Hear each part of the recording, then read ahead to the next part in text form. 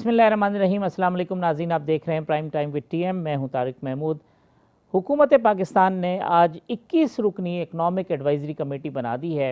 माशी हवाले से जो सूरत हाल है वो किसी भी बड़े चैलेंज से कम नहीं है, क्योंकि शहबाज शरीफ साहब आज सऊदी अरब रवाना हो गए हैं उम्रे की अदायगी के लिए, और ख़याल ये किया जा रहा है कि उनकी सऊदी हुक्काम से भी मुलाकात या बात होगी, और जो उसका अव्वलीन तरजीह या मसला होगा वो पाकिस्तान की माशी सूरत हाल और उस हवाले से सऊदी अरब जो कि मुतअद्दिद माजी में मुख्तलिफ़ मौक़े के ऊपर पाकिस्तान की मदद करता रहा है, कर्ज़ की सूरत में, इमदाद की सूरत में, तो अब वहाँ से क्या निकलता है, तो ये भी एक बहुत बड़ा सवाल है।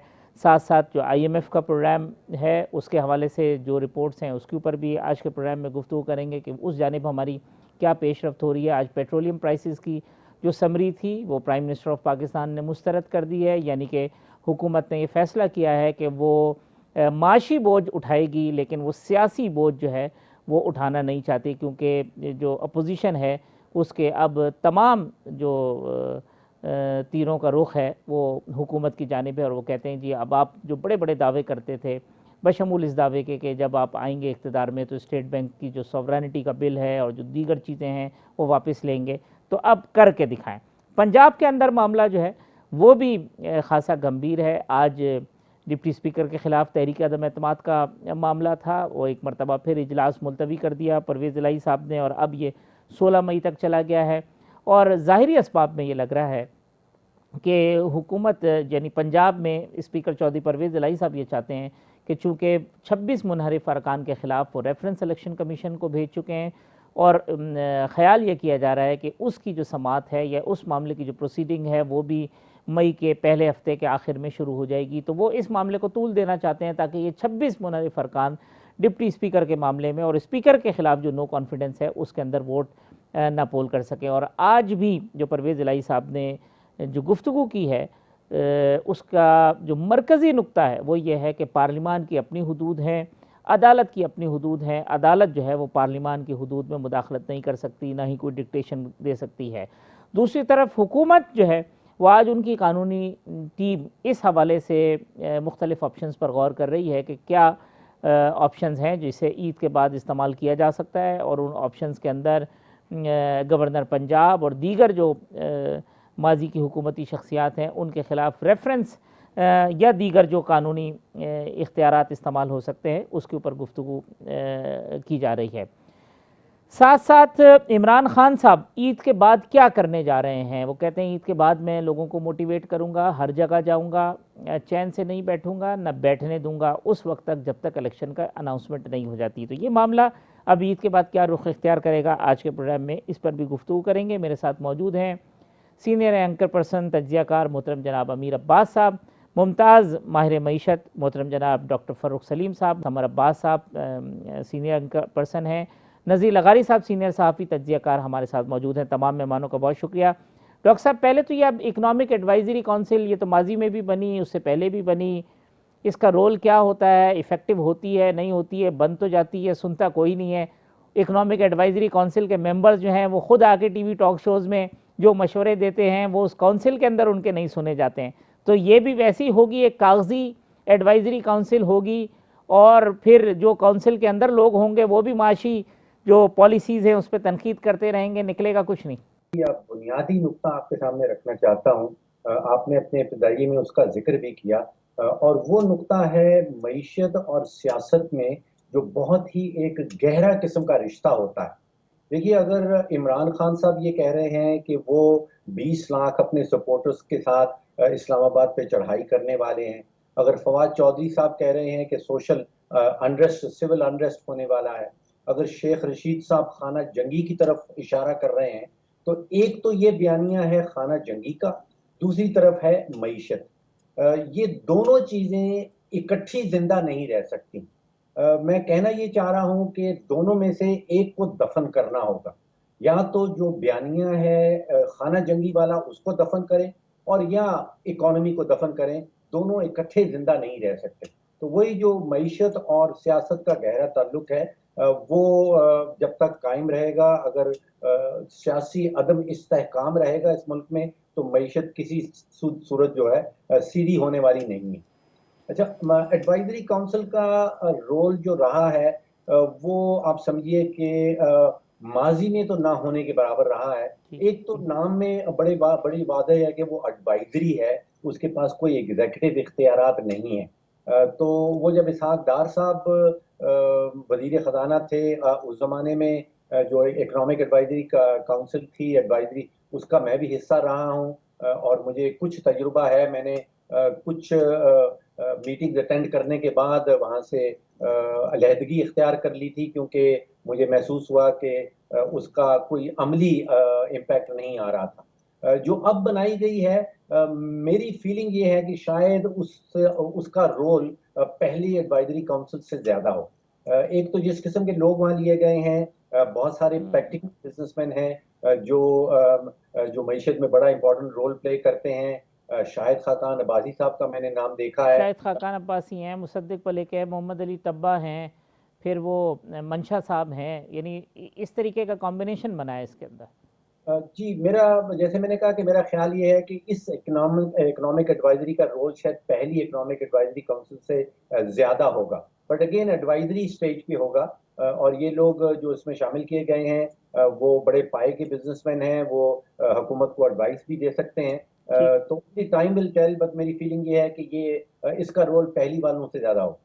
लगारी साहब, ये जो इशारा किया डॉक्टर साहब ने कि जी अगर सियासी इस्तेहकाम नहीं आएगा तो माशी इस्तेहकाम भी नहीं आएगा, तो सियासी इस्तेहकाम तो हमें आता हुआ नज़र नहीं आ रहा। खान साहब कहते हैं ना चैन से बैठूंगा ना बैठने दूंगा, तो जब सियासी इस्तेहकाम नहीं होगा तो फिर माशी इस्तेहकाम कैसे आएगा? तो वो चाहेंगे कि गवर्नमेंट जो है वो इस गर्दाब में फंसी रहे, क्योंकि वो तो सूट करता है उनको अपोजिशन के तौर पर।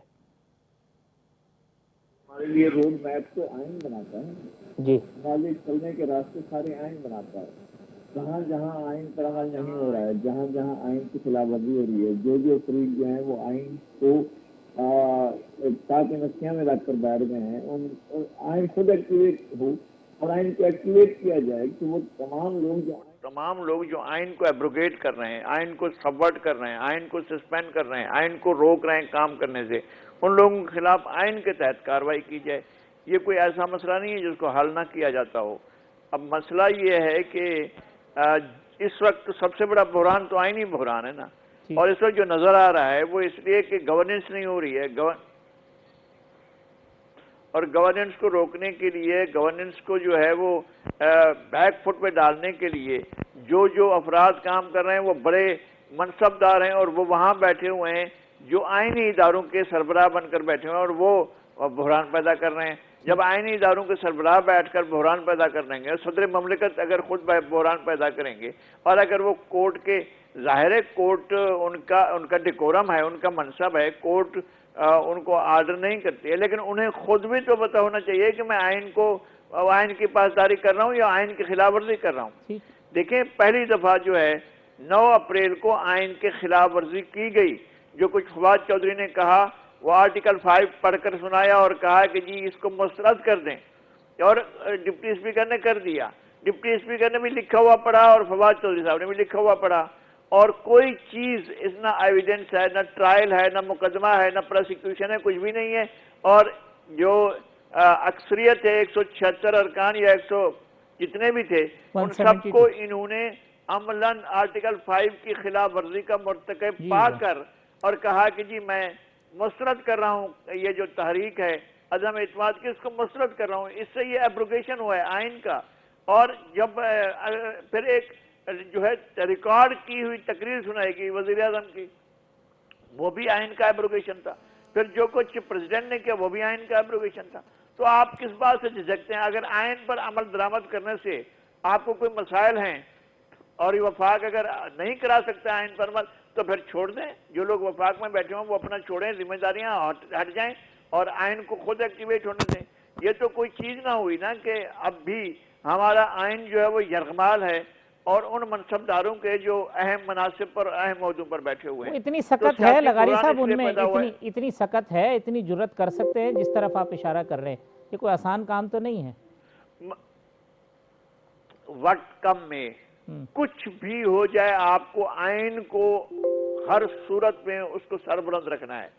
और अगर आप आइन को सरबुलंद नहीं रख सकते, देखें सदमात कैसे आते हैं, हादसात कैसे होते हैं, तारीख के जितने भी हादसात हैं وہ اس لیے ہوتے ہیں کہ رول آف لا کو. اچھا کیا ایسا ہو سکتا تھا؟ میں چلیں آپ کو حافظ صاحب پیچھے لے چلتا ہوں، آپ کو لے چلتا ہوں جنگ احزاب میں. ٹوٹل کیجولیٹی جو ہیں وہ جنگ خندق کی 6 ہیں، 2 مسلمانوں کی طرف سے اور 4 جو ہیں وہ کفار کی طرف سے ہیں. اب یہ میدان جنگ کا فیصلہ ہو گیا. میدان جنگ میں جنگ ہوئی ہی نہیں، سرے سے ہوئی نہیں ہے. اور جو ہے وہ ایک قبیلہ یہ کہتے ہوئے میثاق مدینہ کو توڑ دیتا ہے کہ جی میں تو اپنے سامنے رشتہ دار ہیں، ہم رشتہ داروں کے ساتھ اپنے عزیز و اقارب کے خلاف ہم نہیں لڑیں گے، ہم جا رہے ہیں. تو میثاق کہتا تھا کہ تمام لوگ مل کر کریں گے. تو اب یہ معاملہ رسول کریم خود چیف جسٹس سے انہوں نے اپنے پاس نہیں رکھا. انہوں نے کہا بنو قریظہ کا بندہ لائیں، عالم بندہ لائیں، وہ اس کو ہم جج بناتے ہیں، وہ فیصلہ کرے گا. چیف جسٹس حضور خود تھے. پھر اور کو بنایا گیا، جج بنایا گیا اور کہا کہ جی آپ یہ کیس سنیں، انہوں نے میدان جنگ کو چھوڑا ہے اور میثاق مدینہ کے آئین کے خلاف ورزی کی ہے. تو وہاں اس کا فیصلہ کیا گیا اور ان کے ہی قوانین کے تحت فیصلہ کیا گیا. انہوں نے کہا جو ہمارے ہاں عہد توڑتا ہے، جو ہمارے یہاں معاہدہ توڑتا ہے، اس کی سزا موت ہے. اور یہ میثاق جو ہے ایک عہد تھا، ایک معاہدہ تھا، اس کی سزا موت ہے. تو حضور کی زندگی میں اور میثاق کے مدینہ کو توڑنے میں بنو قریظہ کے 500 سے لے کر 700 افراد کو ایک ہی دن میں جو ہے وہ موت کے گھاٹ اتار دیا گیا، سزائے موت دی گئی اور اس پر عمل بھی ہو گیا. تو آپ کو آئین کے سرپرست دیکھنی ہے تو اسی طریقے سے جو ہے نا وہ کوئی سخت اقدامات کرنے پڑیں گے. سمر یہ جو اب صورتحال ہے سیاسی استحکام اور عدم استحکام کی، عمران خان صاحب کیوں نہ سیاسی عدم استحکام پیدا کریں؟ کیونکہ وہ جتنا سیاسی عدم استحکام پیدا کریں گے اتنا بڑا چیلنج ہوگا حکومت کے لیے معاشی. اور جو کرٹیسزم یہ معاشی کر رہے تھے معیشت کے حوالے سے جب یہ اپوزیشن میں تھے، تو وہی اب ایک چیلنج کی صورت میں ان کے سامنے کھڑا ہوگا، تو سچویشن تو سوٹ کرے گی خان صاحب کو. بالکل ایسا ہی ہے طارق بھائی کہ وہ کہا جاتا ہے محبت میں اور جنگ میں سب جائز ہے. تو خان صاحب چونکہ اس وقت حالت جنگ میں ہیں تو وہ ساری چیزوں کو ہی جائز سمجھ رہے ہیں. وہ کہہ رہے ہیں میری یہ جنگ ہے سسٹم کے خلاف، میری یہ جنگ ہے لوٹ مار کرنے والوں کے خلاف، میری یہ جنگ ہے ضمیر خریدنے والوں کے خلاف. انہوں نے اسے ایک محاذ بنا لیا ہے، ایک جنگ بنا لیا ہے. تو وہ جب جنگ ہوتی ہے تو جنگ میں سارا کچھ جائز ہوتا ہے، تو اسی لیے وہ سب کچھ کو جائز سمجھ رہے ہیں. اور اس میں سب سے انٹرسٹنگ بات یہ ہے، بلکہ خطرناک بات بھی یہ ہے کہ غلط چیزوں کو بھی اگر خان صاحب جائز سمجھ رہے ہیں جنگ سمجھ کے، تو ان کے جو فالوورز ہیں وہ بھی اس چیز کو بڑا اپریشیٹ کرتے ہیں کہ خان صاحب نے بڑا زبردست کام کر دیا ہے. تو اس چیز کو بڑا کنڈون کیا جاتا ہے، بڑی اس کی تعریف کی جاتی ہے. حالانکہ یہ ایک بڑا خطرناک ٹرینڈ ہے. جو بات پہلے نذیر لغاری صاحب کر رہے تھے، ہمارے بڑے ہیں، سینئر ہیں، جو ہوا آرٹیکل 5 کا سہارا لے کے کیا گیا، یہ ایبروگیشن تو اسے نہیں میں کہوں گا، یہ ڈیویشن فرام دا کانسٹیٹیوشن ضرور تھی. اور اس پہ آرٹیکل 6 کے اطلاق کے والے سے بھی کوئی خبریں آ رہی ہے کہ کابینہ جو ہے کنسیڈر کر رہی ہے کہ آرٹیکل 6 لگایا جائے صدر مملکت کے خلاف، عمران خان صاحب کے خلاف، ڈپٹی اسپیکر کے خلاف. تو میری دانست میں جو ہم لاء کو تھوڑا بہت پڑھتے ہیں، جو قانون دان ہیں ان سے سیکھتے ہیں، ان سے پوچھتے ہیں، تو یہ کوئی آرٹیکل 6 کا کیس اس طرح سے بنتا نہیں ہے. لیکن ظاہر ہے یہاں سے بھی خان صاحب کے خلاف جو ہے سارے، جب خان صاحب نے جنگ ڈکلیئر کر دیا تو پھر جنگ کا جواب بھی جنگی حکمت عملی سے ہی دیا جا رہا ہے گورنمنٹ کی طرف سے ہی. لیکن اس ساری صورتحال میں نقصان ہے وہ پاکستان کا ہو رہا ہے. دونوں طرف سے ہر کسی نے اپنی سیاست بچانی ہے. ملک جو ہے وہ لگتا ہے کہ جو ملکی مفادات ہیں وہ پسے پش چلے گئے ہیں. اس سارے معاملے میں آپ دیکھیں کہ جس طرح پہلے بات ہوئی کہ جب تک ملک میں سیاسی استحکام نہیں آتا، معاشی استحکام کسی صورت میں بھی نہیں آ سکتا. اور پاکستان کا سب سے بڑا چیلنج اس وقت جو ہے وہ معاشی فرنٹ پہ ہے. جو ہمارا بیلنس آف پیمنٹ ہے، جو ہمارے اس وقت ریزروز ڈپلیٹ ہو رہے ہیں بڑی تیزی کے ساتھ، ہمارا کرنٹ اکاؤنٹ ڈیفیسٹ بڑھ رہا ہے، ہمارا جو سرکولر ڈیٹ ہے وہ بڑھ رہا ہے ہمارا پاور سیکٹر کے اندر. تو یہ جتنے بھی بحران ہیں ان سے نکلنے کے لیے ہمارے ہاں معاشی استحکام ضروری ہے. معاشی استحکام کے لیے ضروری ہے سیاسی استحکام. اور سیاسی استحکام جو ہے آنے والے چند مہینوں کے اندر، پرٹیکولرلی اگلے 5-6 مہینوں کے اندر کسی صورت میں بھی نظر نہیں آ رہا. جو پلان ہے خان صاحب کا عید کے بعد، وہ تو پلان کر رہے ہیں کہ نہ صرف اسلام آباد بلکہ اس وجہ وہ دھرنے کی بات کر رہے ہیں. دھرنا صرف اسلام آباد میں نہیں ہوگا، پشاور میں دھرنا ہوگا، لاہور میں دھرنا ہوگا، کراچی میں دھرنا ہوگا، پھر کوئٹہ میں دھرنا ہوگا. پورے ملک کو وہ جام کرنے کا پلان کر رہے ہیں. کیوں جام کرنا ہے؟ کہ ملک میں انتخابات ہو جائے فوری طور پر. تو مجھے لگ نہیں رہا کہ اس وقت سوٹ کرتا ہے. مطلب کوئی بہت اچھے سگنلز نہیں ہیں یہ اس کے. بالکل ایسا ہی ہے، بالکل ایسا ہی ہے. آنے والے 5-6 ماہ جو ہیں وہ پاکستانی سیاست کے لیے، پاکستانی معیشت کے لیے بھی میں کہوں گا ذرا، اگر سیاسی استحکام نہیں آئے گا تو معاشی استحکام بھی نہیں آ سکتا. تو یہ بڑے ٹف اور بڑے چیلنجنگ جو ہے 5-6 مہینے آ رہے ہیں پاکستان کے لیے. اور میرے خیال سے خان صاحب جو ہے وہ جو زور لگا رہے ہیں وہ شاید جس طرح سے آپ دیکھ رہے ہیں اس وقت کے کئی ادارے جو ہیں وہ ذرا سے ڈیفینسو ہو گئے. ہر فیصلہ اٹھانے میں ادارے جو ہیں وہ ڈیفینسو ہوتے جا رہے ہیں. گورنمنٹ کئی چیزوں پہ ڈیفینسو ہوتی جا رہی ہے. جس طرح سے آپ نے دیکھا کہ شہباز شریف صاحب کے ساتھ پورا ایک 60-70 لوگوں کا پورا قافلہ جا رہا تھا عمرہ کرنے کے لیے. پھر ایک ایک کر کے لوگ جس طرح سے ڈراپ آؤٹ شروع ہوئی, لوگوں نے معذرت کرنا شروع کی. وہ کیوں تھی؟ اس پریشر کی وجہ سے جو خان صاحب نے ان کے فالوورز نے بلڈ کیا اس وقت سوشل میڈیا پہ اور اوور آل.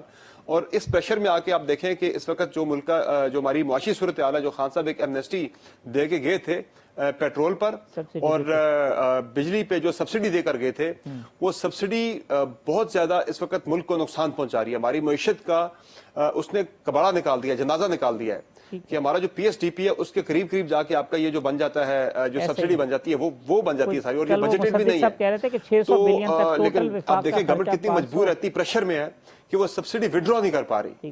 شہباز شریف صاحب نے آج بھی فیصلہ کیا ہے کہ جو پیٹرولیم مصنوعات کی قیمتوں میں اضافہ ہونا تھا, جو سمری ہے وہ مسترد کر دیا ہے. عام حالات ہوتے, یہ پریشر نہ ہوتا, وہ کسی صورت بھی مسترد نہ کرتے بلکہ اسے ہر صورت میں 15-20 روپے بڑھا دیتے. عوام کو تو شاید فائدہ ڈائریکٹلی ہو رہا ہے, عام عوام کو, لیکن ملک کی معیشت کا میرے خیال سے اس سے بہت زیادہ ناقابل تلافی نقصان ہو چکا اب تک. اور جس طرح سے حالات سیاسی نظر آ رہے ہیں یہ نقصان ہوتا چلا جائے گا.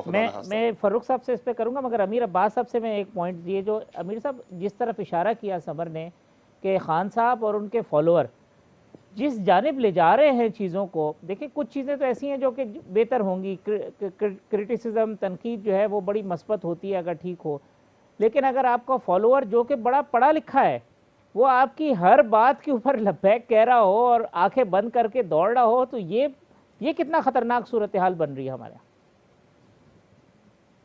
طارق صاحب, آپ کو اس کو اصل جو جڑ ہے اس جڑ کے اوپر جا کے اور پھر ہمیں اس کی جو شاخیں ہیں, یہ جو شاخیں کونپلیں پھوٹ رہی ہیں نظام کے اندر بربادی کی اور بحران کی, وہ ہمیں سمجھ آئیں گی کہ عمران خان صاحب نے جو جڑ بنا دی ہے وہ یہ ہے کہ میرے خلاف سازش ہوئی ہے, اور اس سازش کے تحت مجھے اقتدار سے نکالا گیا ہے. اور اس سازش میں امریکہ سے لے کے اور یہاں جو کو کانسپریٹرز ہیں جس میں نواز شریف, آصف زرداری, شہباز شریف, مولانا, یہ سب مل کے انہوں نے مجھے اقتدار سے باہر نکالا. اب یہ وہ بیانیہ تھا عمران خان صاحب کا جس کا ہمیں بھی اندازہ نہیں تھا جب یہ پہلے دن انہوں نے بات 27 مارچ کو تھوڑی سی کی, پھر آہستہ آہستہ کھلتی گئی کہ یہ واقعی اتنا پاپولر بیانیہ بن سکتا ہے یا یہ اتنا سیلیبل ہو سکتا ہے, یہ سچ ہے یا جھوٹ. دیکھیں یہ میرے لیے, آپ کے لیے یا اس پروگرام میں باقی جو شخصیات ہیں, یہ ہمارے لیے انٹلیکچوئل ڈسکشن ہو سکتی ہے, یہ عوام کے لیے کوئی انٹلیکچوئل ڈسکشن. لیکن اینٹی امریکن سینٹیمنٹ تو امیر عباس ہماری سوسائٹی میں تھے, ریلیجیس پارٹیز ہمیشہ اس کو کرتے رہے ہیں, لیکن اس طریقے سے جو ایک آتش فشاں پھٹنے والا معاملہ ہے, اس میں کیا انہونی ہوئی ہے اس بار؟ دیکھیں نا, اس میں انہونی یہ ہوئی ہے کہ عمران خان کوئی رائٹسٹ لیڈر نہیں تھا. پہلے جب یہ بات ہوتی تھی تو یہ رائٹسٹ جو دائیں بازو کی مذہبی جماعتیں ہوتی تھی وہ یہ نعرے لگاتی تھی زیادہ تر, مرگ بر امریکہ, امریکہ مرد آباد. لیکن عمران خان کوئی دائیں بازو کا رائٹسٹ لیڈر نہیں ہے. جب اس کی زبان سے یہ بات نکلی ہے, وہ کلین شیو آدمی ہے, وہ آکسفورڈ کا پڑھا ہوا ہے, وہ کرکٹ کھیلتا رہا ہے, جب اس کے منہ سے یہ بات نکلی ہے تو پھر اس کے فالوور نے اس بات کو جلدی وہ کر لیا. پھر عمران خان میں اور جو مذہبی جماعتیں ہیں ان کی پاپولیرٹی میں بھی ایک فرق بہرحال موجود ہے. عمران خان کے پاس ووٹ ہیں جو اسمبلی تک لوگوں کو پہنچا سکتے ہیں, مذہبی جماعتوں کے پاس جو ووٹ ہوتا تھا وہ انہیں اسمبلیوں تک نہیں پہنچا سکتا تھا. تو ایک وہ فرق ہے کہ عمران خان صاحب کا جو اینٹی امریکنزم کا بیانیہ کیوں جلدی بکا اور ماضی میں نہیں بک سکا. اور نریشن بھی ان کا ذرا افیکٹو ہے زیادہ, وہ جو نریٹ کرتے ہیں جس طرح سے چیزوں کو, وہ پاورفل ہے, وہ افیکٹو ہے. بالکل, یہ تو بالکل آپ نے صحیح بجا فرمایا کہ عمران خان صاحب کے پاس جو ٹولز ہیں اپنی بات کو لوگوں کے دل میں اتارنے کے, وہ ٹولز بڑے افیکٹو ہیں, جس میں سوشل میڈیا ہے, جس میں ان کی اپنی شخصیت کا ایک کرزما اور اورا ہے. ابھی بھی بہت سارے لوگ ہیں ان کی پارٹی کے اور ان کے فالوور سپورٹرز جو عمران خان صاحب سے عشق کرتے ہیں. یعنی ایک ہوتی ہے پولیٹیکل فالوئنگ, ایک ہے پولیٹیکل فالوئنگ سے بھی جب آپ آگے چلے جاتے ہیں, شخصیت پرستی میں آپ چلے جاتے ہیں, تو پھر آپ یہ نہیں دیکھتے کہ صحیح کیا ہے غلط کیا ہے, لیڈر صحیح کہاں پہ ہے غلط کہاں پہ ہے, پھر آپ صرف اس کی اندھی تقلید کرتے ہیں, اور عمران خان صاحب کی بھی تقلید ہو رہی ہے. اچھا, آپ ان کے پاس اپنے پاس کچھ کنکریٹ چیزیں بھی ہیں جس سے وہ لوگوں کو قائل کر رہے ہیں کہ بھائی میرے ساتھ تو واقعی بہت بڑی زیادتی ہوگی, اور واقعی مجھے سازش سے نکالا گیا ہے جس کے بالکل ان کے پاس آرگومنٹس ہیں اپنے اپنے، دلائل اس سے بھلے کوئی اختلاف. ٹھیک بات ہے. ڈاکٹر صاحب یہ اب سمر نے 2-3 بڑی امپورٹنٹ باتیں کی ہیں. انرجی کرائسس کی بات کی ہے, یہ جو پیٹرولیم پرائسز کے نہ بڑھنے کی بات کی ہے, پھر یہ جو کہہ رہے ہیں کہ لگ بھگ کوئی 500-600 ارب کا بوجھ اٹھانا پڑے گا, یہ ہے IMF کی نئی شرائط ہیں. یہ چیلنجز جو ہے نا, ان کو آپ کس طرح سے دیکھ رہے ہیں اور یہ ٹیکل کیسے کرے گی گورنمنٹ؟ میں نے اپنے کریئر میں پاکستان کی 74 سالہ معاشی تاریخ میں اتنے بڑے چیلنجز, معاشی چیلنجز جتنے اس وقت کی حکومت کو فیس کرنا ہوں گے, میں نے پہلے نہیں دیکھے. دیکھیے, پاکستان کی 74 سالہ معاشی تاریخ کا سب سے بڑا تجارتی خسارہ ہونے چلا ہے. میرا تخمینہ یہ ہے کہ کہیں سے 45 بلین یا 50 بلین ڈالر کا تجارتی خسارہ ہم فیس کر رہے ہیں, جو پاکستان کی تاریخ میں پہلے کبھی نہیں دیکھا گیا. دوسرا سب سے بڑا چیلنج جو ہے وہ بھی تاریخی چیلنج ہے. پاکستان کی 74 سالہ معاشی تاریخ میں کہیں 5,000 ارب یا 5,500 ارب کا جو بجٹ کا خسارہ ہے وہ پی ٹی آئی کی حکومت چھوڑ کے جا رہی ہے. اتنا بڑا بجٹری خسارہ جو ہے وہ پاکستان کی تاریخ میں نہیں دیکھا گیا. تو تاریخی چیلنجز ہیں, اتنے بڑے چیلنجز ہیں. ابھی ذکر کیا گیا سرکولر ڈیٹ کا, وہ بھی کہیں 2,000 اور 500 ارب پہ پہنچ رہا ہے. اسی طرح جو آپ پیٹرول کی بات کر رہے ہیں, جو فروری کی 28 تاریخ کو 10 روپے کی سبسڈی کا اعلان کیا تھا سابق وزیر اعظم نے, اس کا بوجھ جو ہے وہ تقریباً 3 ارب روپے روزانہ کا بوجھ ہے. اس وقت وہ سیاسی فیصلہ کیا گیا تھا عمران خان صاحب کی طرف سے, اور اب وہ سبسڈی واپس نہ لینے کا جو فیصلہ ہے وہ وزیر اعظم شہباز شریف صاحب نے کیا ہے, وہ بھی سیاسی فیصلہ ہے. تو معیشت کے ساتھ سیاست کی جا رہی ہے, پہلے بھی کی گئی ہے اور اب دوبارہ سے کی جا رہی ہے. تو یہ مہینے کا نسخہ جو ہے صرف پیٹرول اور ڈیزل کی مد میں تقریباً 100 ارب روپے کا مہینے کا نسخہ بنتا ہے, اور یہ وہ نسخہ ہے جو 100 ارب حکومت کے پاس ایگزسٹ نہیں کرتا. یہ اگر IMF کی سٹیٹمنٹ آپ نے دیکھی ہو تو انہوں نے خاص طور پہ کہا ہے کہ ریورس انفنڈڈ سبسڈی, کہ یہ انفنڈڈ ہے, اس کے پیچھے حکومت کے پاس پیسہ نہیں ہے, اس کے پیچھے بجٹ کے اندر پیسہ نہیں دیا گیا, تو یہ آپ کو ریورس کرنی پڑے گی. تو سیاسی فیصلہ ہو رہا ہے, اس کو ریورس نہیں کیا جا رہا. تو چیلنجز بہت بڑے ہیں اور ان کو کس طرح نپٹا جائے گا, ان کو کس طرح فیس کیا جائے گا. اب آپ سوچئے کہ اسٹیٹ بینک ہمیں بتا رہا ہے کہ اس کے پاس 10.8 ارب ڈالر کے ریزروز رہتے ہیں, جس کا مطلب یہ ہے کہ تقریباً 6 سے 7 ہفتے کی امپورٹ. اب اگر آپ اس کو اور مزید غور سے دیکھیں تو ان ریزروز کے اندر وہ 4 ارب ڈالر جو ہے سعودی عربیہ والا, چائنا والا, 3 ارب اور ٹریڈ فیسلٹی والا, قطر والا, یہ تقریباً 10 سے 11 ارب ڈالر جو ہے وہ یہ ڈفرنٹ ممالک والا, اور تقریباً 7 ارب ڈالر جو IMF سے لیا ہے وہ اس کے اندر شامل ہے. اگر وہ سارے قرضہ جات آپ گن لیں تو ہم کہیں نیگیٹو 11 بلین پہ چلے جاتے ہیں, یعنی کہ اسٹیٹ بینک کے قرضہ جات جو اسٹیٹ بینک کے ریزرو جو ہیں وہ کہیں نیگیٹو پہ چلے جاتے ہیں. اب دوسری طرف ہم دیکھ رہے ہیں یہ بیانیے والی گیم. دیکھیے, یہ آپ کو کریڈٹ عمران خان کو اور پی ٹی آئی کو دینا پڑے گا کہ وہ بیانیہ ایک ایسا بنتے ہیں جو چورن بکتا ہے پاکستانی عوام. آپ کو یاد ہوگا 2018 میں بیانیہ تھا اینٹی کرپشن کا, وہ بکا. اب وہ کارکردگی کی طرف سے انہوں نے بالکل فوکس بہت ہی خوبصورتی سے ہٹا دیا ہے. کوئی یہ بات نہیں کر رہا کہ پی ٹی آئی کی حکومت نے 4 سال میں کیا کارکردگی دکھائی.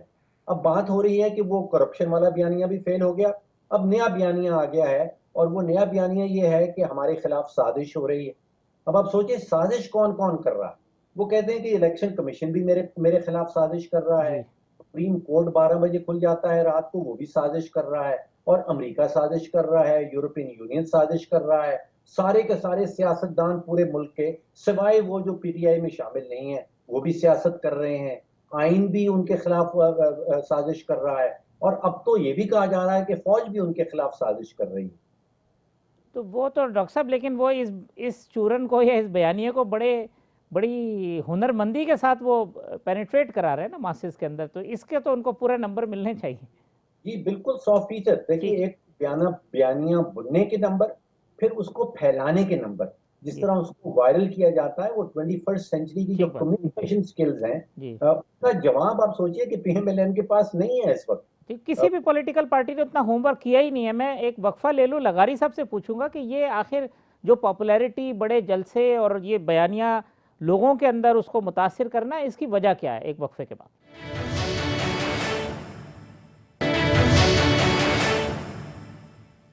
ویلکم بیک ناظرین. سمر عباس صاحب، امیر عباس صاحب، ڈاکٹر فاروق سلیم صاحب، نذیر لغاری صاحب میرے مہمان ہیں. لغاری صاحب، یہ بریک پہ جانے سے قبل ہم بات کر رہے تھے، یہ عمران خان صاحب بہرحال سوشل میڈیا پہ ایک طوفان مچا ہوا ہے، بڑے جلسے کر رہے ہیں، لوگ ان کی طرف آتے ہیں. یہ کیا وجہ ہے؟ یہ کرزما ان کی پولیٹکس کا، جو امیر عباس کہہ رہے تھے، ان کی پرسنالٹی کا، ایک کلین شیو آدمی اسلام کی بات کرتا ہے، زیادہ اٹریکٹ کرتا ہے. اور پھر پاپولر لیڈر تو رہے ہمارے پاس، بھٹو صاحب بھی رہے ہیں یہاں کراچی میں، الطاف حسین کے ساتھ بھی یہی صورتحال تھی، اتنی پاپولیرٹی اور لوگوں کا ایک عشق والا معاملہ تھا. اب یہ عمران خان صاحب بھی. یہ کیا ہے؟ یہ وقتی ہوتا ہے، ختم ہو جاتا ہے؟ اس کو کس طرح بیان کریں؟ اصل میں جو تھکی ہوئی سوسائٹیز ہوتی ہیں، جن سوسائٹیز کے اندر لوگوں کو ڈیلیور نہیں کیا جاتا، جن سوسائٹیز کے اندر لوگوں کے ساتھ دھوکہ ہوتا ہے، جن سوسائٹی میں لوگوں سے وعدے کر کے لوگ مکر جاتے ہیں، تو ان سوسائٹیوں کے اندر یہ موجود ہوتا ہے کہ جناب اگر کچھ جذباتی بات کی جاتی ہے، اگر وہ ایسی بات کی جاتی ہے جو ان کو اٹریکٹ کرتی ہے، تو اس کے پیچھے لگ جاتے ہیں. اس میں کوئی ایسا نہیں ہے کہ پاکستان کی سوسائٹی اوور آل ایک بہت زیادہ فٹیگ کا شکار سوسائٹی ہے، جو بہت زیادہ تھکی ہے. مایوسیاں بہت ہیں، لوگوں کے مسائل بہت ہیں، لوگوں کے دکھ بہت ہیں. اگر کوئی اس دوران میں، ہمارے قصوں میں بھی یہ ہوتا ہے، ہماری کہانیوں میں یہ ہوتا ہے کہ اگر کوئی خیر کا فرشتہ آ جاتا ہے تو لوگ اس کے پیچھے لگ جاتے ہیں، اور ہم دیکھتے ہیں کہ وہ کیا ہوتا ہے. اصل میں لغاری صاحب قطع کلامی، یہ پہلے تو مایوسی کے ذمہ دار یہ تھے نا، نون لیگ ہو گیا، پیپلز پارٹی ہو گئی، مگر اب تو خود 3.25 سال خان صاحب نے حکومت کر لی، اب تو ذمہ داروں میں یہ بھی شامل ہو گئے، لیکن کمال ہنر مندی سے انہوں نے اپنے آپ کو علیحدہ کر لیا اور پھر ملبہ ان پہ ہی ڈال دیا. جی میں عرض کر رہا ہوں، اصل میں جو طاقت کے مراکز ہوتے ہیں وہ کیا رکھتے ہیں رجحان. بے نظیر بھٹو سے کہا کہ آپ نے آنا ہے، اگر آنا ہے تو آپ نے الیکشن میں حصہ نہیں لینا ہے. بے نظیر نے کہا نہیں، میں تو الیکشن میں حصہ لوں گی. اور الیکشن میں حصہ لینے کے لیے جب وہ پہنچی ہیں تو انہوں نے 4 کلومیٹر کا فاصلہ جو ہے وہ تقریباً کوئی 17-18 گھنٹے میں کیا، بلکہ اس سے زیادہ وقت میں کیا. اور وہ رات کو 1 بجے پہنچے تو دھماکہ ہو گیا اور 150 سے زیادہ افراد جو ہے وہ جان بحق ہوئے. تو ایک ٹیرر ہو گیا ہے کہ جناب یہ تو بڑی فضا بدل گئی ہے. یعنی جو تاریخ کا سب سے بڑا استقبال تھا، ہمیں معلوم ہے، ہم نے دیکھا تھا پورا شہر سڑکوں پر تھا اور ٹول پلازہ تک لوگ تھے، ادھر گھروں تک لوگ تھے، سارا کچھ تھا، سب کچھ بکھر کر رہ گیا. پھر اس کے بعد جو ہے 2 مہینے تک وہ نہیں جی سکیں، اس لیے کہ طاقت کے مراکز جو ہیں وہ ان کو فیسیلیٹیٹ نہیں کر رہے تھے. ان کو طاقت کے مراکز کی ہمیشہ پشت بنائی رہی ہے. ایون یہ کہ طاقت کے مراکز خود بکھر رہے ہیں اور خود ان کے اپنے اندر بھی ایک تضاد کی صورت پیدا ہو رہی ہے. آپ کورٹ کی حالت دیکھیں، آپ الیکشن کمیشن کی حالت دیکھیں. ایون یہ کہ ٹارگٹ کیا جا رہا ہے، ہماری ملٹری فورسز کو ٹارگٹ کیا جا رہا ہے. طاقت کے مراکز جو ہیں وہ یا ان کی سرپرستی کرتے رہے ہیں یا اب ایرلیونٹ ہو رہے ہیں. تو یہ ویسے بھی ملک کے لیے خطرناک بات ہے. اور یہ الطاف حسین کی پاپولرٹی کے بارے میں پہلے جس طریقے سے، میں آپ کو ایک بات یاد دلاتا ہوں، ان کی ہمشیرہ نے ایک دفعہ مجھے فون کیا، سائرہ بی بی نے، اور کہا کہ یہ جو ہے کھجی گراؤنڈ خالی کرایا گیا ہے. آپ کو پتا ہے کہ یہ کھجی گراؤنڈ جو ہے حقیقی والوں کے حوالے کیا جا رہا ہے. تو میں نے کہا اس سے کیا فرق پڑتا ہے؟ الطاف حسین پاپولر ہیں، وہ تو ویسے ہی، اس سے کوئی فرق نہیں پڑتا اگر وہ آ جائیں. انہوں نے کہا نہیں، وہ پاپولر ہونے کی بات نہیں، جس کے ہاتھ میں بندوق ہوگی وہی سب کچھ کرے گا، اور اگر اس کے ہاتھ میں بندوق آ گئی، کھجی گراؤنڈ ان کے قبضے میں چلا گیا تو ہم الطاف حسین ایرلیونٹ ہو جائیں گے. یہ ان کی بہن نے مجھ سے کہا تھا. تو جس کے پاس طاقت ہوتی ہے وہ ریلیونٹ ہوتا ہے. اب میں یہ کہتا ہوں کہ خدا کرے کہ پاکستان کے ادارے صحیح رہیں اور قائم رہیں اور برقرار رہیں. اب کسی کی محبت میں تقسیم نہ ہو جائیں، کسی کی محبت اور کسی کی نفرت میں بٹ نہ جائیں، اور یہ صورتحال ایسی پیدا نہ ہو. دیکھیں، بیانیہ بنانا بھی ایک طریقہ کار ہوتا ہے اور بیانے کو چلانا بھی ایک طریقہ کار ہوتا ہے. اور جس طرح سے دیکھیں اندرون خانہ جتنی کھچڑی پک رہی ہے یا پکی ہوئی ہے، اس کے بارے میں ہم کچھ نہ کچھ سن گن لیتے رہتے ہیں. تو یہ سن گن جو ہے وہ اب ہمیں بتاتی ہے کہ پاپولرٹی جو ہے وہ بلا جواز نہیں ہے. الطاف حسین کی پاپولرٹی کے پیچھے ان کی بہن نے کہا تھا کہ جس کے ہاتھ میں بندوق ہوگی وہی کرے گا. اور اب بھی یہ ہے کہ طاقت کے مراکز اگر ان کی طرف دیکھ رہے ہیں اور باقی لوگوں کے ساتھ وہ نہیں ہے, بے نظیر جیسا کسی کے ساتھ سلوک نہیں ہو رہا ہے, تو اس کے سمجھ لیتے ہیں ہم کہ کہاں طاقت کس طرح سے چل رہی ہے. ٹھیک لگا رہی صاحب. سمر صاحب یہ بات تو میں خیر ویسے پنجاب کی پولیٹکس پہ کرنا چاہتا تھا, مگر چلے اب یہ موقع مل گیا تو ہم آپس میں ڈیبیٹ کریں. یہ جو طاقت کے مراکز کی بات کر رہے ہیں یا ہم اداروں کی بات کر رہے ہیں, ہمارے ادارے ایک دوسرے سے خوفزدہ ہوتے ہیں. اس کی وجہ یہ ہوتی ہے کہ ہم اوور اسٹیپنگ کرتے ہیں, اپنا کام صحیح سے نہیں کرتے. پارلیمنٹ کا بھی یہی حال ہے, اب باقی جگہوں پہ تو ہمارے پر جلتے ہیں, اب کیا میں نام لوں. لیکن یہ تو جس طریقے سے کھوکھلے اور کمزور ہوتے جا رہے ہیں, یہ تو پوری ریاست جو ہے اس کا ڈھانچہ تباہ ہو جائے گا. بالکل طارق بھائی, بات یہ ہے کہ ہمارے یہاں سب سے بڑا مسئلہ یہ ہے کہ پہلے ہم یہ گلا کرتے تھے کہ ملک میں جمہوری نظام کو چلنے نہیں دیا گیا. اب الحمدللہ 3 سکسیسفل ڈیموکریٹک ٹرانزیشنز ہو چکی ہیں, تو اس میں ہماری ڈیموکریسی کو, ہماری جمہوریت کو پنپنا چاہیے تھا, فلرش کرنا چاہیے تھا. لیکن یہ زیرو سم گیم, ہم دوبارہ وہیں پہ کھڑے جہاں ہم تھے 90s کے اندر. تو مسئلہ یہاں پہ یہ ہو رہا ہے کہ جو سسٹم ہے ہمارا, وہ سسٹم ہی سب سے بڑا جو ہے, اسے میں کہوں گا قصوروار. سسٹم میں سب آتے ہیں, ادارے بھی آتے ہیں, تمام سٹیک ہولڈرز آتے ہیں, وہ مل کے سسٹم کو بناتے ہیں. تو سارے اس میں ذمہ دار ہیں, کچھ ادارے زیادہ ذمہ دار ہیں, کچھ کم ہیں. اب ہو یہ رہا ہے کہ جو بھی ہم نے دیکھا, ٹرانزیشنز تو 3 ہو گئیں, لیکن کسی بھی گورنمنٹ میں کسی پرائم منسٹر کو مدت مکمل نہیں کرنے دی گئی. اس میں پولیٹیکل سٹیک ہولڈرز بھی اس میں ذمہ دار تھے, جو نان پولیٹیکل سٹیک ہولڈرز ہیں وہ بھی ذمہ دار تھے اس کے. تو اگر کسی کو گورنمنٹ اپنے جو ٹینیور پورا کرنے دیا جائے تو وہ اکاؤنٹیبل ہوتا ہے پوری طرح سے عوام کے سامنے. اب ہوتا یہ کہ آدھا تیتر آدھا بٹیر, آدھا وہ سازش کا فائدہ اٹھا کے نکل جاتا ہے باہر, پھر کچھ اس کی گورننس ہوتی ہے, کچھ اچھے کام ہوتے ہیں یا کچھ بیڈ گورننس مل کے, تو وہ آدھا تیتر آدھا بٹیر بن جاتا ہے. وہ پراپر طریقے سے عوام کے سامنے اکاؤنٹیبل نہیں ہو پاتا. چونکہ انکمبنسی کے ساتھ ساتھ جہاں سے انکمبنسی کو ڈیفینڈ کرنا ہوتا ہے اپنی کارکردگی کو, وہاں وہ اس چیز کا فائدہ بھی اٹھا رہا ہوتا ہے کہ دیکھیں ہمیں وکٹمائز کیا گیا, ہمیں چلنے نہیں دیا گیا. یہی ہوا پیپلز پارٹی کے دور میں, یوسف رضا گیلانی کو اٹھایا گیا تو راجہ پرویز اشرف آئے, یہی ان کا گلا تھا, ہمیں چلنے نہیں دیا گیا. پھر نون لیگ کا دور آیا, میاں نواز شریف اگر ٹینیور پورا کر لیتے تو یا تو ان کی پارٹی جو ہے اس کا صفایا ہو جاتا, یا پھر وہ بڑا یعنی آرام سے کمفرٹیبلی الیکشن جیت کے آ جاتی, دوبارہ سے گورنمنٹ بنا رہتی. پھر میاں نواز شریف کو نکالا گیا, پھر وہی آدھا تیتر آدھا بٹیر والی صورتحال ہو گئی کہ وہ اپنی انکمبنسی کو ڈیفینڈ کرنے کے ساتھ ساتھ وہ جو ہے انہیں جو وکٹم کارڈ تھا وہ بھی کھیلا, اور وہ پھر 80-90 سیٹیں لے کے آگے. اب خان صاحب ہیں, خان صاحب کی بڑی کلاسک ایگزامپل ہے آج کل کے اگر حالات سے ریلیٹ کیا جائے تو آپ کو یاد ہے مہینہ پہلے ہم کیا بات کر رہے تھے, مہنگائی کی بات کرتے تھے, بیڈ گورننس کی بات کرتے تھے, بے روزگاری کی بات کرتے تھے, پھر کرپشن کی بات کرتے تھے, اور پنجاب کے اندر بہت زیادہ ذکر ہوتا تھا بیڈ گورننس کا. آج دیکھیں وہ ساری کی ساری باتیں جو ہے وہ پس پش چلی گئی ہیں. وہ لگتا ہے کہ یہ ایشو تھا ہی نہیں ہمارا مہینہ پہلے پاکستان کا. اب جو خان صاحب جو ہیں اگر انہیں ٹینیور پورا کرنے دیا جاتا تو کیا ہوتا, میکسیمم جو ہے وہ 40 سے 50 سیٹیں لیتے. بڑی بری طرح سے انہوں نے ایکسپوز ہونا تھا, اور وہ اپنی پرفارمنس ہی ڈیفینڈ کرتے رہتے جا کے عوام کے اندر, اور عوام نے نہیں ماننی تھی یہ باتیں. اب تو ان کا بیان ہی تبدیل ہو گیا. اب تو وہ یہی کہہ رہا ہوں کہ بالکل انہیں فائدہ ہو گیا نا کہ گورنمنٹ پوری نہیں کرنے دی گئی. اس سے عوام اگر ان کی اکاؤنٹیبلٹی کرتے, عوام ان کا احتساب کرتے 5 سال کے بعد, وہ بجائے 5 سال کے بعد احتساب ہونے کے آج وہ پھر وکٹم کارڈ کھیل کے باہر نکل گئے. اب وہ پھر جب الیکشن ہوگا 2023 میں, خان صاحب پھر جو ہے وہ اگر 40-50 پہ کھڑے تھے تو وہ شاید 140-50 پہ چلے جائیں یا 100 پہ چلے جائیں. تو وہ سسٹم صحیح طرح سے ہمارا چل نہیں پا رہا. وہ سسٹم ایک ہی صورت میں چلے گا جب ہماری ٹرانزیشنز جو ہیں ہماری ڈیموکریٹک ہو رہی ہیں وہ ٹرو لیٹر اینڈ اسپرٹ میں ہو, یعنی کہ جو گورنمنٹ بنی ہے اسے 5 سال اگر دیے گئے ہیں تو وہ 5 سال پورے کرنے دیے جائیں, اپنا کام کریں اور دوسروں کو بھی کام کرنے دیں, اپنا کام کریں. ایسا ہی ہے, بالکل جی ایسا ہی ہے. جب تک کوئی بھی گورنمنٹ جو ہے وہ 5 سال بغیر کوئی وکٹم کارڈ کھیلے پورے نہیں کرے گی تو یہ سسٹم ہمارا ایسے ہی رہے گا, اس میں خرابیاں رہیں گی. ایسے ہی جو آئے گا وہ دوسرے کو چلنے نہیں دے گا. وہ گورنمنٹ اپنی جو اس کی لیجیٹیمیسی ہے اسی کو ثابت کرنے میں اسے بڑا ٹائم لگ جاتا ہے. شہباز صاحب کے ساتھ یہی مسئلہ ہو رہا ہے. یہ جس طرف سمر نے اشارہ کیا ہے, کیا دلچسپ معاملہ نہیں ہے کہ ایک شخص جو ہے وہ حکومت میں رہ کے ظالم بن جاتا ہے, کرپٹ بن جاتا ہے, 3-4 سال گزرتے ہیں وہ ہمیں مظلوم نظر آنے لگتا ہے, ہماری ساری ہمدردیاں ان کے ساتھ چلی جاتی ہیں. لوگ جو ہے وہ اپنا کتھارسس کرتے ہیں, گالیاں بکتے ہیں, غصہ نکالتے ہیں, اگلی دفعہ اسی پارٹی کو جس کو 5-7 سال پہلے وہ آزما چکے ہوتے ہیں پھر لے کے آ جاتے ہیں. تو ایک ہی سائیکل ہے جس کے اندر ہم گھوم رہے ہیں اور اسی طریقے سے گھومتے رہیں گے. بڑی خوبصورت ایک بریک تھرو تو کہہ سکتے تھے کہ جی عمران خان صاحب جو ہے نا وہ آئے اور انہوں نے ایک نئی پارٹی اور 2 پارٹی سسٹم کو توڑا, لیکن اب تو ایسا لگتا ہے کہ وہ بھی اسی سائیکل کا ایک جو ہے وہ حصہ ہو گئے.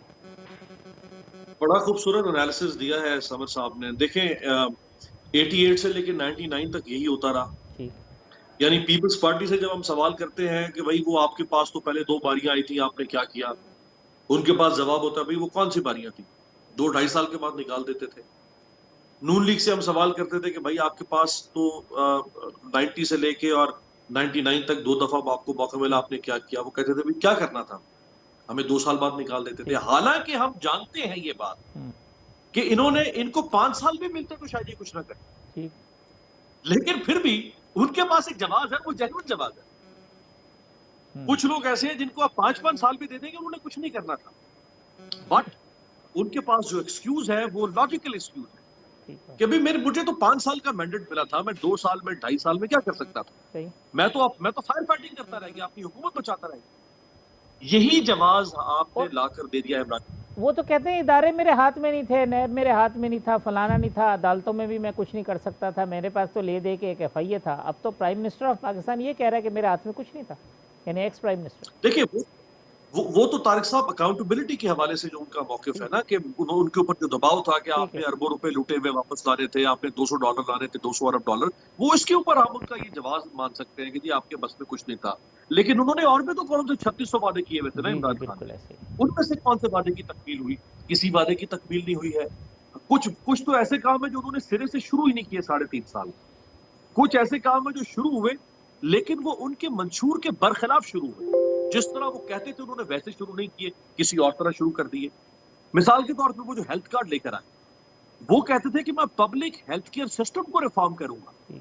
انہوں نے اس کو ریفارم نہیں کیا, اس کو نہیں چھیڑا, انہوں نے شارٹ کٹ نکالا اور ہمارے منہ کو خون لگا دیا, اور انہوں نے کہا کہ یہ چیک بانٹو لوگوں کو کارڈ کی صورت میں 10-10 لاکھ روپے. اچھا منصوبہ ہے. ایم این ایس کی کہتے تھے کہ یہ تو سیاسی رشوت ہے, ایم این ایس کے فنڈز کو کہتے تھے کہ سیاسی رشوت ہے, وہ تو ایک لائن ہے پوری. دیکھیں نا, لوکل گورنمنٹ کہتے تھے, یہ عمران خان تھے کہ جنہوں نے بار بار لوکل گورنمنٹ سسٹم کا ہمیں یخنی کی طرح پلایا کہ بھئی لوکل گورنمنٹ سسٹم کے بغیر جمہوریت نہیں ہوتی ہے. ہمیں ویسٹ کی مثالیں دیا کرتے تھے. انہوں نے آگے کیا کیا پنجاب میں 3.5 سال میں؟ لوکل گورنمنٹ سسٹم کے اوپر انہوں نے سویلین کو کیا. ایک الیکٹڈ لوکل گورنمنٹ جو کہ 2015 میں الیکٹ ہوئی تھی, اس کو سسپینڈ کر دیا. اگر عمران خان کو کوئی سسپینڈ کر دے آ کے تو کیا گزرتی عمران خان کے اوپر؟ آپ نے الیکٹڈ گورنمنٹ کو سسپینڈ کر دیا. اتنے فاشسٹ ہو گئے تھے آپ, بٹ آپ نے ان کی ساری برائیوں کو اس کے اوپر مٹی ڈال کے جھاڑ کے, خان صاحب جھولی جھاڑ کے اڑ گئے, کہا بھی میرے ساتھ تو سازش ہوگی. جی بالکل. تو کیا ملا آپ کو یہ سارا؟ میں بالکل جس طرح سمر نے کہا کہ آپ ایک دفعہ تو خدا را اس ٹرانزیشن کو چلنے دیں. جیسے آج عمران خان پروٹیسٹ کر رہے ہیں, لانگ مارچ, 20 لاکھ بندہ, 10 لاکھ بندہ, آج اگر ان کو کوئی کرٹیسائز کرے گا, وہ کس منہ سے کرٹیسائز کر رہا ہے؟ پہلے وہ ان کو تو کرٹیسائز کرے جنہوں نے 3.5 سال عمران خان کے خلاف پروٹیسٹ کیا. اگر یہ پروٹیسٹ غلط ہوگا اب جو اگلے سال ہے, تو وہ 3.5 سال 25 جولائی کو الیکشن ہوا, 26 جولائی کو ہی یہاں پہ ایک مسجد زرار بن گئی, انہوں نے کہا ہمیں نہیں چلنے دینا اس کو, یہ سلیکٹڈ ہے. صحیح بات ہے. تو بھائی یہ سب کو سینٹی پریویل کرنی پڑے گی. کوئی ایک اس میں سے ایسا نہیں ہے کہ بڑا قصوروار ہے, یہ سارے ہی, اور ماشاءاللہ خیر ہم حیثم قوم ہی سارے اس قصور میں شامل. ٹھیک ہے, یہاں ایک وقفہ لے لیتے ہیں, وقفے کے بعد آتے ہیں, پروگرام کنکلوڈ کریں گے. اپنے مہمانوں سے پوچھیں گے کہ عید کے بعد معاشی چیلنجز کیا ہے اور سیاسی چیلنجز کیا ہے.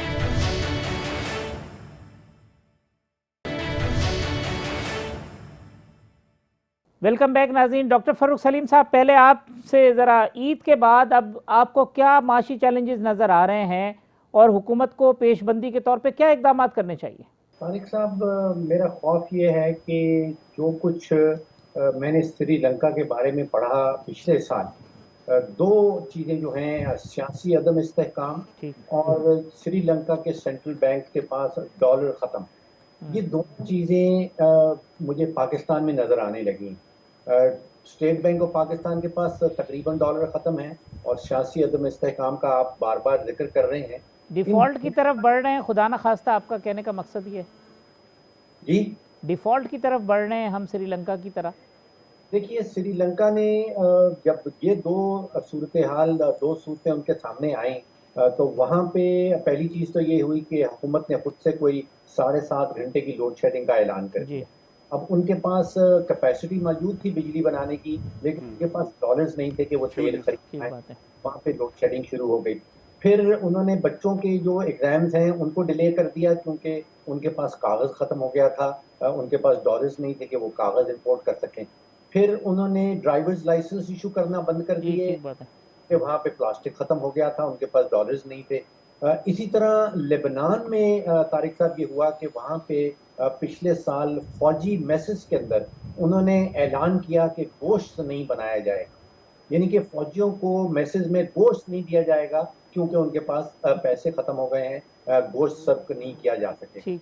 ہم نے سوچنا یہ ہے، یہ ہمارے قائدین نے، کہ ہم سری لنکا اور لیبنان بننا چاہتے ہیں یا ساؤتھ کوریا اور تائیوان کی جو سمت ہے وہ اختیار کرنا چاہتے ہیں. اچھی چیز ڈاکٹر صاحب کوئی نظر آ رہی ہے آپ کو کہ یہ آئی ایم ایف سے نیگوسیشن اور دوسری چیزوں میں کوئی پازیٹیو چیز نظر آ رہی ہے؟ جی 2 یا 3 اچھی چیزیں ہیں. پہلی چیز تو یہ ہے کہ جو سپیڈ ہے، یعنی کہ آتے ساتھ وزیر اعظم نے یہ ڈیسائیڈ کیا کہ ہم نے فوراً آئی ایم ایف کے پاس جانا ہے اور آئی ایم ایف سے علاوہ اور کوئی معاملہ اور کوئی سمت جو ہے وہ ٹائملی ڈیسیجن تھا. پھر جو وزیر خزانہ صاحب ہیں ڈاکٹر ابن مفتاح اسماعیل صاحب، انہوں نے وہاں پہ ان کو قائل کر لیا اور آئی ایم ایف نے ہمیں واپس وہ جو 7th ریویو ہے جو ان کا آئی ایم ایف پیکج 2019 میں نیگوشیٹ کیا گیا تھا، وہ it came back on trial. تو ٹائملی ڈیسیژن کیا گیا، فائنانس منسٹر صاحب نے وہاں پہ قائل کیا کہ ہم واپس اس کے اندر جا رہے ہیں. تو یہ 2 چیزیں جو ہیں یہ تو بالکل پازیٹیو نظر آ رہے ہیں. ٹھیک. لغاری صاحب سیاسی چیلنج شارٹلی سر کیا آپ کو نظر آتے ہیں عید کے بعد موجودہ حکومت کے لیے؟ جی لغاری صاحب. لغاری جی آپ کا سوال مجھے جی میں نے کہا کہ سیاسی چیلنج گورنمنٹ کے لیے کیا نظر آتے ہیں آپ کو سر شارٹلی؟ نہیں، سنگین چیلنج ہے، بہت بڑا چیلنج ہے، اور اتنا چیلنج کسی اور حکومت کو پیش ہی نہیں آیا. اس لیے کہ میں پھر یہ کہتا ہوں کہ طاقت کا مراکز اور طاقت کے مراکز کے اثاثے اب تک عمران خان کے ساتھ کھڑے ہوئے ہیں. اس سے آپ کچھ بھی کر لیں تو کوئی بڑی چیز نہیں ہوگی، یہ بحران یوں ہی رہے گا اور بحران کسی صورت میں ٹلنے کا نام نہیں لے گا. سیاسی بحران کے ساتھ اقتصادی بحران بہت زیادہ سنگین ہو جائے گا. مجھے اب تک یہ بات سمجھ میں نہیں آ رہی ہے کہ ہمارے ادارے جو ہیں وہ اپنے لیے خودکشی کے راستے کیوں تلاش کرتے ہیں. خوف زدہ ہے لغاری صاحب، کوئی خوف نظر آ رہا ہے آپ کو؟ میں کہہ رہا ہوں میں نے سنگین حالات دیکھے ہیں، میری آنکھوں کے سامنے ہیں وہ واقعات جب ان کی سمجھ میں نہیں آ رہا تھا. جب مولانا بھاشانی نے بائیکاٹ کر دیا تھا تو اس وقت ٹائم نہیں تھا کہ آپ الیکشن کرواتے، اور یہ الیکشن اس لیے کروائے گئے کہ مجیب الرحمان کو ایبسولوٹ میجارٹی ملے اور ملک ٹوٹ جائے. میں کہتا ہوں کہ میری زندگی میں یہ نہ ہو، لیکن مجھے ملک کے لیے جغرافیائی طور پر خطرات نظر آ رہے ہیں جو پیدا ہو رہے ہیں سیاسی بحران سے اور معاشی بحران سے. اور یہ بحران پیدا کرنے والے اس بات کو سمجھ نہیں رہے ہیں. میں کہتا ہوں اللہ تعالیٰ میری زندگی میں ایسا نہ ہو اور کسی کی زندگی میں ایسا نہ ہو، اس ملک کو کوئی نقصان نہ پہنچے. یہ ہماری زندگی کی سب سے بڑی خواہش ہے اور ہم قربان. جی سمر صاحب، عمران خان کے لیے بڑا چیلنج کیا ہوگا عید کے بعد؟ کہ عمران خان کے لیے تو بڑا چیلنج کوئی نہیں، ان کے لیے تو آگے جو ہے نا وہ پولیٹیکل اگر ریسیپی دیکھی جائے نا، ایک پولیٹیکل ٹرموائل کی وہ پرفیکٹ ریسیپی تیار ہے. جو بھی اپوزیشن ہوتی ہے اس نے عوام کے ایشوز کو ایکسپلائٹ کرنا ہوتا ہے، اس پہ کھیلنا ہوتا ہے.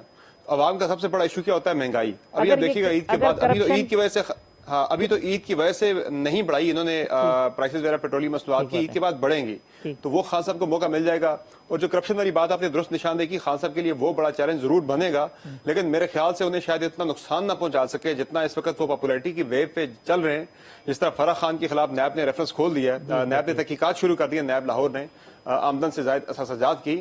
یہ چیزیں ہوں گی، گورنمنٹ کا پورا زور ہوگا اس بیانیوں کو توڑنے کے لیے. کاؤنٹر نیریٹو جو ہے خان صاحب کی کرپشن کے حوالے سے وہ سامنے لایا جائے، لیکن میرے خیال سے پھر بھی جو عمران خان کا بیانیہ ہے وہ کرپشن والا بیانیہ جو ان کے خلاف بن رہا ہے اس پہ حاوی رہے گا. اچھا امیر عباس صاحب، آپ ہیں ایڈوائزر شہباز شریف صاحب کے، فرض کیا تو کیا مشورہ دیں گے ان کو عید کے بعد کہ وہ کیا ایسا کریں کہ عمران خان صاحب کا توڑ نکال سکیں؟